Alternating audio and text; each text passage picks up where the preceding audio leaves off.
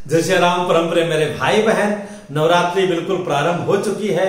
मन में प्रश्न आता है कि महाअष्टमी का व्रत हम किस दिन रहें, किस तारीख को रहें। तो 9 अप्रैल को महाअष्टमी का व्रत माना गया है, उसी दिन हमें करना चाहिए।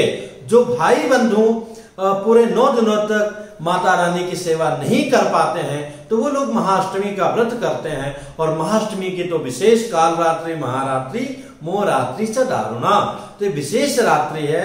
तो इस दिन हमें व्रत रह करके अगर हम 9 दिन नहीं रह सकते हैं तो, और एक बात और है कि अगर हम 9 दिन कलश स्थापन करके या उस प्रकार की विधि नहीं कर सकते हैं तो अष्टमी नवमी दशमी त्रिदिवसीय भी हम ऐसा आयोजन कर सकते हैं कि अष्टमी को कलश स्थापन किया, माता रानी का पूजा किया, पाठ किया, व्रत रहे। अगले दिन नवमी का भी व्रत रहा और पूजा किया, और अगले दिन फिर दशमी को जो है विसर्जन के बाद में हमने कन्याओं का पूजन कर दिया। पूजन तो नवमी को ही कर दिया पर दशमी को पारण कर लिया।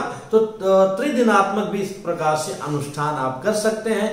नहीं तो एक रात्रि का, एक दिवसीय महाअष्टमी का पूजन करके व्रत का नियम का पालन करते हुए अगले दिन नवमी में पारण करना चाहिए। जो लोग पूरे कह सकते हैं नवरात्रि का व्रत रहते हैं वो लोग दशमी में पारण करते हैं, और जो अष्टमी का केवल व्रत रहेंगे वो नवमी में पारण करेंगे।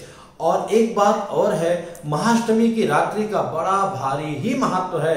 अगर किसी के जीवन में किसी भी प्रकार का कोई विशेष बाधा है जो डॉक्टर ने जवाब दे दिया है, अथवा बहुत इलाज कराने के बाद भी व्यक्ति स्वस्थ नहीं है, तो ऐसे में कहीं ना कहीं किसी भी प्रकार का ग्रह बाधा कह सकते हैं, भूत प्रेत पिशाचादि बाधा कह सकते हैं, और भी कई प्रकार के दोष आते हैं। तो इन सारे बाधाओं से मुक्ति के लिए अगर विशेष बाधा है तो मैं कहूंगा नवरात्रि से ही पूरा पूजन प्रारंभ करा दीजिए। किसी कारण से नहीं कर सकते हैं तो अष्टमी के संध्या वेला से पूजन करके, पाठ करके, मध्य रात्रि में हवन करके और उसका जो बलि का प्रक्रिया है वो उतारा कर देना चाहिए। बलि बोले तो यहाँ कूष्मांड बलि, जो सफेद कद्दू आता है, उसके बलि की विधि है। पर यह तभी संभव होगा जब आचार्य पुरोहितों के द्वारा आप उनको अच्छे योग्य को बुलाएंगे, उनके द्वारा ही संपन्न कराइएगा। नहीं तो स्वयं माता रानी से प्रार्थना कीजिए। पूरी नवरात्रि से लेकर के, प्रारंभ से लेकर के नवरात्रि पर्यंत माता रानी वैसे भी दुख दूर कर सकती हैं, पर कुछ चीजें ऐसी होती जो हम विशेष संकट है तो विशेष विधि हमें करना पड़ता है। ऐसी स्थिति में योग्य आचार्य पुरोहित के द्वारा ही संपन्न कराना उचित रहेगा। तो महाअष्टमी का व्रत जो है 9 अप्रैल को है।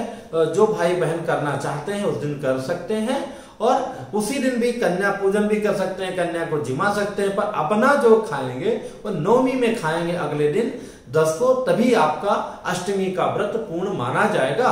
और त्रिदिवसीय 3 दिनात्मक रखा चाहें तो और भी अच्छा है। अष्टमी व्रत का लाभ मिल जाएगा, श्री राम नवमी व्रत का लाभ मिल जाएगा, और उसके बाद में जय जय श्री राम आपको दशमी में तो पारण करना ही है।